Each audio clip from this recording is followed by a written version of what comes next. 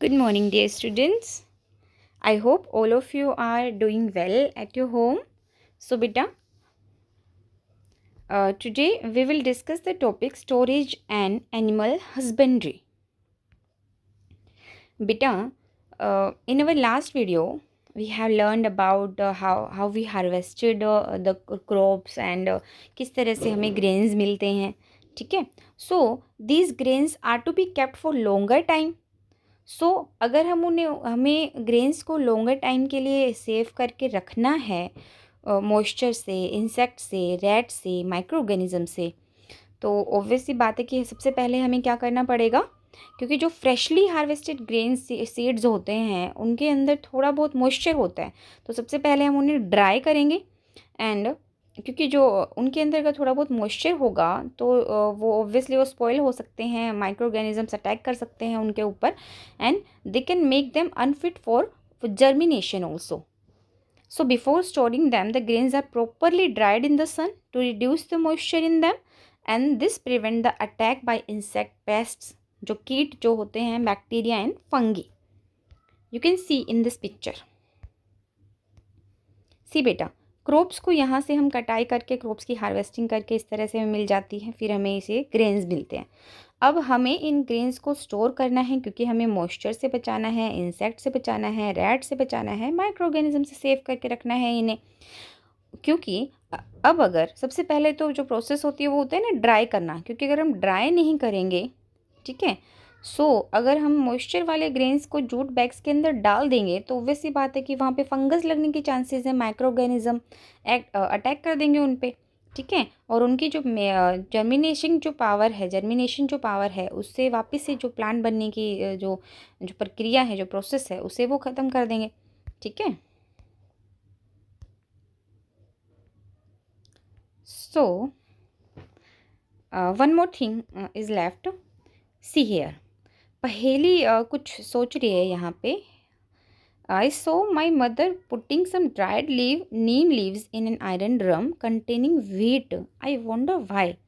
पहेली ये सोच रही है कि उसने अपनी मम्मी को एक ड्रम के अंदर जिसमें ग्रेन्स थे, व्हीट था जिसमें, तो उसमें नीम के पत्ते डालते हुए उन्होंने देखा है. देखिए बेटा, जब हम हमारे घरों के अंदर हम जब स्टोर करके रखते हैं व्हीट को, गेहूं को, तो हम उनके अंदर ड्राई नीम लीव्स डालते हैं ताकि उन्हें वो कुछ माइक्रो ऑर्गेनिज्म से उनको बचा सके, ठीक है. लेकिन जब हम बात करते हैं लार्ज स्केल की, जैसे कि हमारी FCI है, फूड कॉरपोरेशन ऑफ इंडिया है, ठीक है, तो वहाँ पे तो ऑब्वियसली बात है हमें बहुत बड़े स्केल पे स्टोर करना होता है, ताकि भाई अगर हमारे कंट्री के अंदर या वर्ल्ड में कहीं पे भाई कोई ईयर ऐसा चला जाए कि वहाँ पे क्रॉप्स बहुत अच्छी ना हो फसल, और जो हमारी ओबियसली पॉपुलेशन के अकॉर्डिंग जो हमें जितनी कंज्यूमिंग पावर है उतनी इसकी रेट ना हो, ठीक है, उस रेट से हमें ना भाई प्रोडक्शन हो, हमारा बहुत कम हो जाए, मान लो किसी साल, जिसको हम अकाल पड़ जाना इस तरह से बोलते हैं, तो उस टाइम पे ये जो फूड कॉरपोरेशन ऑफ इंडिया है ये बहुत बड़े लार्ज स्केल पे ग्रेन्स को सेव करके रखते हैं बड़े बड़े सीलोज़ के अंदर. सीलोज़ क्या होता है बेटा? ये जो आपको लार्ज लार्ज पिलर टाइप दिख रहे हैं ना, ये सीलोज़ होते हैं, एक तरह से स्टोर हाउस होते हैं ये, जैसे ये ग्रेनरीज होती हैं. देखो इस तरह से कुछ मतलब हवा भी पास होती रहे, इस तरह से बनाए जाते हैं ये हाउसेस, और लार्ज स्केल पे यहाँ पे स्टोर करके रखा जाता है ग्रेन्स को, चाहे वो जूट बैग्स के अंदर हो या मेटेलिक बीन्स के अंदर हो, मेटल के जो कंटेनर होते हैं उनके अंदर हो. तो इस तरह से सिलोज और ग्रेनरीज के अंदर लार्ज स्केल पे इन्हें रखा जाता है, स्टोर किया जाता है, और पेस्ट लाइक रैट, इंसेक्ट, इन सब से बचाया जाता है. ड्राई नीम लीव्स को हम हमारे घरों के ऊपर घरों जैसे हमारे होम लेवल पे हम इन्हें यूज़ कर सकते हैं. लेकिन जब बात आती है कि हम बहुत बड़े स्केल पे इन्हें स्टोर करके रख रहे हैं, वहाँ पे हम कुछ केमिकल ट्रीटमेंट करते हैं, कुछ पेस्टिसाइड्स वगैरह, या फिर पेस्ट से बचाने के लिए, माइक्रोऑर्गेनिज्म बचाने के लिए कुछ केमिकल यहाँ पे डाला जाता है, ताकि लंबे समय तक, सालों साल, हम इन्हें सेव करके रख सकें,